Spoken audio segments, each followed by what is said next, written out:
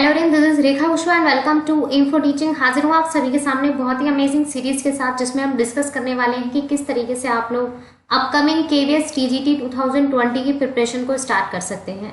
Already मैं PRT से related एक वीडियो लेकर आ चुकी हूँ, जहाँ पर पूरा पैटर्न मैंने समझाया है कि आप लोग किस तरीके से पीआरटी की तैयारी स्टार्ट कर सकते हैं। सेम एज हम टीजीटी की कंटिन्यू कर रहे हैं, सेम एज हम पीजीटी की भी कवर करेंगे, जहां पर आप लोगों को सिलेक्टेड बुक लिस्ट की जो एक पर्टिकुलर सीरीज है वो मिल जाएगी, एक स्टडी प्लान या स्ट्रैटेजी मिल जाएंगी, और साथ ही इंपॉर्टेंट टिप्स जिससे आप लोग अपनी रिवीजन और प्रिपरेशन आप पूरी तरीके से स्टार्ट कर सकते हैं।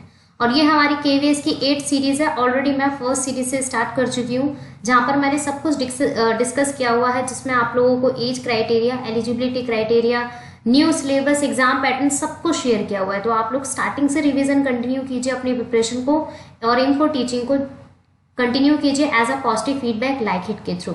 स्टार्ट करेंगे। फर्स्ट ऑफ ऑल आप लोग पूरी तरीके से इन्फो टीचिंग से और मुझसे जुड़ सकते हैं। ये लिंक आप लोगों को डिस्क्रिप्शन में मिल जाएंगे, सभी लिंक से जुड़ें और साथ ही बेल आइकन के साथ सब्सक्राइब कर दें, ताकि एवरी वीडियो का नोटिफिकेशन आप लोगों को टाइम पर मिल जाए। स्टार्ट करेंगे। सबसे पहले तो एक बात मैं क्लियर करूंगी कि 2018 में हमारा केवीएस हुआ था, 2019 में हमारा केवीएस नहीं हुआ था, और अब 2020 में होगा, यानी कि कंटिन्यू होगा। आफ्टर अक्टूबर सितंबर हमारे सामने वैकेंसीज आएंगी। तो एक चेंज हुआ था, बिग चेंज जिसे हम कहेंगे, बहुत बड़ा चेंज हुआ था 2018 में। पूरा एग्जाम पैटर्न, पूरा सिलेबस, सब कुछ चेंज हो गया था। तो 2018 के क्वेश्चन पेपर को हमें प्रेफरेंस देनी होगी। 2018 की सभी चीज़ों को हमें कंटिन्यू करनी पड़ेगी एज अ रिविजन के अकॉर्डिंग। अब बात करते हैं कि जो न्यू एग्जाम पैटर्न है वो आप लोगों के सामने ये पूरा रहेगा। ये जो पूरा एग्जाम पैटर्न है, ये न्यू एग्जाम पैटर्न है, जिसमें आप लोगों को टाइम ड्यूरेशन मिलेगी 2.5 घंटे की, और टोटल क्वेश्चंस होंगे आप लोगों के सामने 150। 1 मार्क्स का एक क्वेश्चन होगा, ठीक है। No negative marking. सबसे बड़ी या सबसे प्लस पॉइंट वाली बात है कि नो नेगेटिव मार्किंग। इस एग्जाम में कोई भी नेगेटिव मार्किंग नहीं है, चाहे वो पीआरटी हो, चाहे टीजीटी हो, चाहे पीजीटी हो, ठीक है। 2 पार्ट होते हैं बुकलेट के। ऑफलाइन पेपर होता है ये, ठीक है, ऑफलाइन मोड होता है। 2 पेपर होंगे और बाइलिंगुअल पेपर आता है बुकलेट के according, paper 1 and paper 2। Paper 1 में जनरल, इंग्लिश और हिंदी के 10 क्वेश्चंस हैं, यानी कि 20 मार्क्स का ये पूरा पोर्शन आएगा। तो इट मीन्स ये जो कि 20 मार्क्स है ना आप लोगों के, ये आपके ही हाथ में होते हैं। अगर आप लोगों ने स्टार्टिंग से इंग्लिश और हिंदी की रिवीजन कॉमन तरीके से भी प्रिपरेशन के अकॉर्डिंग कंटिन्यू की है, जहाँ पर आप लोगों को सिंपल से सिंपल सिनोनिम्स, एंटोनिम्स पूछे गए हैं, तो इट मीन्स कहीं ना कहीं वो एक तरीके से प्लस पॉइंट है आप लोगों का। यानी कि आपके ये 20 मार्क्स हैं, ये एक तरीके से अपॉर्चुनिटी है, गोल्डन अपॉर्चुनिटी है, जहाँ पर आप लोग ज़्यादा से ज़्यादा और अच्छे से अच्छा स्कोर कर सकते हैं। बाकी टॉपिक्स की, बाकी सब्जेक्ट्स की भी हम बात करेंगे। और एक बात मैं क्लियर कर दूं, पेपर में आप लोगों को पास होने के लिए 85:15 का एवरेज चाहिए, ठीक है। यानी कि 85% आप लोगों के किस में होने चाहिए? रिटन टेस्ट में। 15% आप लोगों के इंटरव्यू में होंगे। तो सबसे ज़्यादा मेहनत आपको कहाँ पर करनी है? 85% वाले पोर्शन में। यानी कि अगर आपने 85% से ज़्यादा ही अगर मार्क्स गेन कर लिए, तो कहीं ना कहीं आप लोग सिक्योर हो जाएंगे इंटरव्यू के अकॉर्डिंग, क्योंकि वहाँ पर इंटरव्यूअर या जो भी एनालिसिस होगा आप लोगों के एग्जाम के अकॉर्डिंग, तो वो वहाँ से एक ना प्लस पॉइंट आएगा आप लोगों का कि हाँ, इस बच्चे ने रिटन एग्जाम में बहुत अच्छी मेहनत की है, तो कहीं ना कहीं से इंटरव्यू में भी इस तरीके से आगे बढ़ाने का मौका दिया जाना चाहिए। तो आप लोग इस बात को याद रखेंगे कि सबसे ज़्यादा आप लोगों को मेहनत करनी है रिटन एग्जाम में। अब बात करते हैं, ये जो हमारे 4 इंपॉर्टेंट सब्जेक्ट हैं, ठीक है, जिसमें आप लोगों को मेहनत किस पे करनी होगी? जीके और करंट अफेयर्स। करंट अफेयर्स के सीरीज में डेली लेकर चल रही हूँ, जहां पर मैंने डेली करंट अफेयर्स और लास्ट मंथ के यानी कि 6 मंथ के करंट अफेयर्स को कंटिन्यू किया है।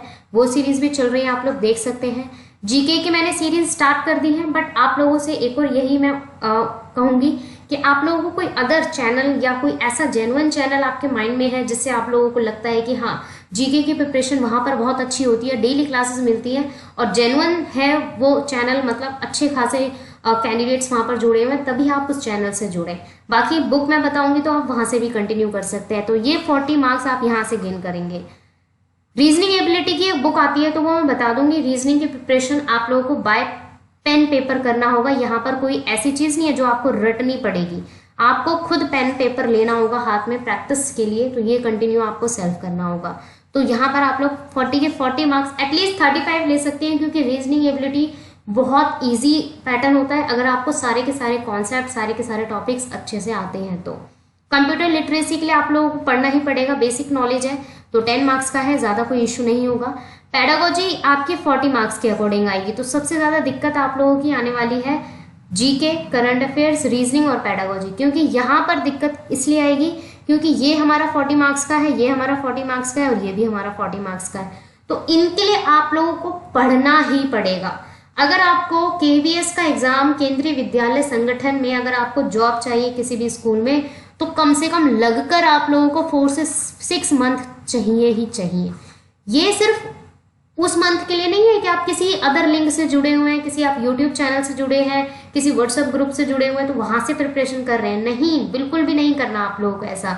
ये जो 4 से 6 मंथ है इसमें आप लोगों की सेल्फ स्टडी भी इंक्लूड है, इवन सेल्फ स्टडी ही ज्यादा इंक्लूड है। आप लोग अगर फोकस करके 4 महीने भी दे रहे हैं ना केवीएस को, without any YouTube link, without any कोई कंटेंट, सिर्फ आप सेल्फ स्टडी कर रहे हैं अपनी पर्टिकुलर बुक से, तो मेरे हिसाब से आप इनफ कर रहे हैं, अपनी रिवीजन और प्रिपरेशन बहुत अच्छे तरीके से कर रहे हैं। बट फोकस होना चाहिए आप लोगों का इन 4 से 6 महीने में। अगर मैं यूजुअली अगर आप लोगों की एक चीज कहूँ कि 4 महीने आप लोग सेल्फ स्टडी कर लीजिए, बिल्कुल अच्छे से एक एक टॉपिक को कवर कर लीजिए। जो 2 महीने रह जाएंगे वहां पर आप लोग किसी लिंक से जुड़िए, तो ये भी आप लोग कर सकते हैं। या ऐसा भी कर सकते हैं कि 4 घंटे या 3 घंटे आप लोग सेल्फ स्टडी पर दे रहे हैं बिल्कुल कॉन्सेंट्रेट होकर, और 2 से 3 घंटे आप किसी यूट्यूब लिंक पर दे रहे हैं, तो ये भी आप लोग कर सकते हैं। जो भी आपको बेस्ट लगे वो आप लोग कीजिए, बट अब की बार जी जान लगा दीजिए, क्योंकि 2019 में हमारी कोई वैकेंसीज नहीं आई थी, तो 2020 में जो कंपटीशन का स्कोप है ना बहुत ज़्यादा बढ़ने वाला है, तो ये थोड़ा सा आप लोगों को माइंड करना पड़ेगा, इस चीज़ को समझना पड़ेगा, तभी आप लोग इस एग्ज़ाम को क्रैक कर पाएंगे। ठीक है, अब बढ़ते हैं हमारे नोटिफिकेशंस की ओर। हम पहले पड़ाव की ओर हैं, यानी कि अभी हमारे सामने नोटिफिकेशन नहीं आया है। दूसरे पड़ाव की ओर बढ़ेंगे जब हमारे सामने नोटिफिकेशन आ जाएगा, बट मैं दोनों को पूरे तरीके से क्लियर कर दूंगी कि एक्चुअल में दोनों पड़ाव में आप लोगों को करना क्या है। बिफोर नोटिफिकेशन वाली सिचुएशन है, तो सबसे पहले तो आप लोगों को अपने सिलेबस की कंप्लीट नॉलेज होनी चाहिए। न्यू सिलेबस, फ्रेश सिलेबस आप लोगों को पता होना चाहिए। जो 2018 में अवेलेबल हुआ था, तो वो मैं सीरीज नंबर 2 में लेकर आ चुकी हूँ, वहां से आप लोग देख सकते हैं। फिर उसके बाद आप लोगों को क्या करना है कि make your own time table. आप लोगों को खुद का अपना टाइम टेबल बनाना है, ना तो आप किसी टीचर से पूछेंगे, ना ही किसी बच्चे से पूछेंगे जो ऐसा फ्रेंड सर्कल है या कोई भी आपका क्लासमेट है, उससे आप लोगों को कोई लेना देना नहीं है, क्योंकि आप लोगों का खुद का जो घर का रूटीन है, स्टडी करने का रूटीन है, घर पे रहने का रूटीन है, वो आप लोगों का डिफरेंट है। तो आप लोग अपना ओन टाइम टेबल बनाइए। और हाँ, एक और चीज़ ध्यान रखेंगे, यहाँ पर मैं ये नहीं कह रही हूँ कि आप लोग 8 से 10 या 12 घंटे का टाइम टेबल बनाइए, बिल्कुल भी मत बनाइए। आप लोग सिर्फ और सिर्फ 3 से 4 घंटे का टाइम टेबल बनाइए, पर जेन्युइन बनाइए। जेन्युइन इस तरीके का होना चाहिए, ना तो आपके हाथ में मोबाइल होना चाहिए, ना ही कोई ऐसी अदर चीज़ होनी चाहिए जो आपका माइंड डाइवर्ट कर रही है। 3 से 4 घंटे आप लोग, अगर आपने 2 टॉपिक भी कवर करे हैं तो वो आपके माइंड में लॉन्ग टर्म तक बैठे रहने चाहिए। तो इस तरीके से टाइम टेबल बनाना है। मेक नोट्स बनाना स्टार्ट कर दीजिए, क्योंकि अभी तक नोटिफिकेशन नहीं आया है, तो ये मत सोचिए कि 2-3 महीने रह गए हैं और हम नोट्स बना के क्या करेंगे, सेल्फ स्टडी करेंगे और किसी लिंक से जुड़ जाएंगे तो हो जाएगा। नहीं, बिल्कुल भी नहीं सोचना है। नोट्स तो आप लोगों को बनाने हैं, बट नोट्स बनाने का तरीका भी एक मैं न्यू वीडियो लेकर आऊंगी, जहां पर आप लोगों को मैं बता दूंगी कि नोट्स कैसे बनाए जाएंगे। और अगर आपको सच में अगर ये चीज़ जाननी है तो प्लीज़ कमेंट सेक्शन में बताइए मुझे कि आप लोगों को नोट्स बनाने का पूरा परफॉर्मा चाहिए, जेन्युइन परफॉर्मा, जिससे आप लोग अपनी रिवीजन और प्रिपरेशन को कंटिन्यू कर सकते हैं। और लाइक इट देंगे तो मुझे पता चल ही जाएगा, वैसे भी कमेंट करके भी बता सकते हैं।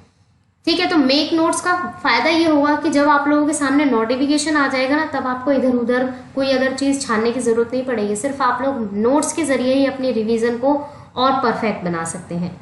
Complete your syllabus and clear your concept. रट्टाफिकेशन तो करनी नहीं है, सिलेबस आप लोगों को पता चली गया है, तो अपने एक एक टॉपिक को क्लियर कर लीजिए। एक एक टॉपिक का मतलब है, चाहे वो टीचिंग डिसेबिलिटी हो या लर्निंग डिसेबिलिटी हो, चाहे टीचिंग मेथड्स हो, चाहे कोई भी मेथड्स, कोई भी ऐसा टॉपिक है जो आपके माइंड में चल रहा है, तो उसको आप लोग अच्छे से कवर अप कर लीजिए, अच्छे से अपने माइंड में रख लीजिए कि हाँ, इस टॉपिक में ये चीज़ है, अगर इस चीज़ से रिलेटेड अगर कोई क्वेश्चन आ गया तो मैं इसीलिए आसानी से कर दूंगी या कर दूंगा। तो ये आप लोगों को अपने कॉन्सेप्ट्स की जड़ तक जाना है। Follow any genuine YouTube channel, WhatsApp group and other social link. जो आज के टाइम पे ये वाला जो पॉइंट है ना, इतना जिससे मैं कहूँगी कि आई थिंक मेरे हिसाब से बहुत सारे स्टूडेंट्स हैं जो अपनी स्टडी को छोड़कर इन सब चीज़ों को कंटिन्यू कर रहे हैं। आप लोगों को करना क्या है, अपनी स्टडी पर फोकस करना है, बट एक एक चीज़ से ही आप लोग जुड़िए, जो जेन्युइन चीज़ें हैं उन्हीं से आप लोग जुड़िए।